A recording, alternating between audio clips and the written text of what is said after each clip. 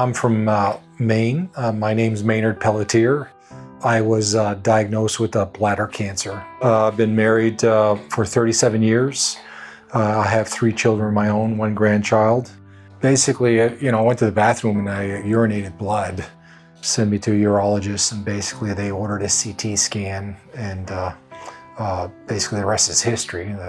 The scan showed a bladder wall mass. I met the surgeon the day of the surgery. At that time, he informed me that this wall mass is quite large. Pretty concerned about this, and so we're going to do what we can. We're not just going to go in there, but we're also going to take biopsies. My wife found that the pathology report had come back and that it was definitely cancer, and it was an aggressive form of cancer. One of my best friends in Jacksonville, Florida, we contacted them to pray, and one of the things he informed us when we were on the phone with him says, "You got to talk to my sister. She's at this clinic in Arizona." Kathy said, "Don't even waste any time with conventional care, just come straight here." To really, make that decision final is when I met with my urologist. He says, "Well, you have stage 3 bladder cancer. There's really nothing we can do for you other than we need to remove your bladder and your prostate." This is in the back of my mind. What about, if you just take those parts, is there cancer somewhere else in my body anyway? Nobody's talking about that, outside of Envita. We're dealing with Madison here. She's fantastic. And Madison, we're like, "Well, we're going to come." And they said, "Well, we can take you next week." I was assigned with Dr. Sears. And again, these are God-given appointments. Dr. Sears was absolutely perfect doctor for me. He was forthright. He says, you've got to make decisions. Basically, how do you want to approach this? Do you want to go that conventional route, or do we work to treat this and stuff? And told Dr. Sears that my wife and I were going to spend the weekend praying about it and stuff. And probably one of the roughest weekends of my life, because I knew I had to make a decision. But I'm going to live a quality of life that I'm okay with. I'm going to keep my bladder, and we'll go from there. I said, let's do what we got to do. And his answer to me was, "I'm with you 110%. Let's get to work."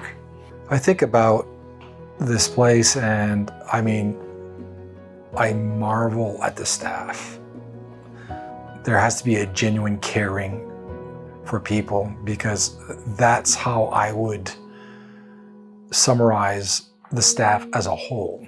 My personal nurse, her name's Felicia. She's been fantastic. I believe in my heart, she started as my nurse. I'm leaving. I believe she's my friend.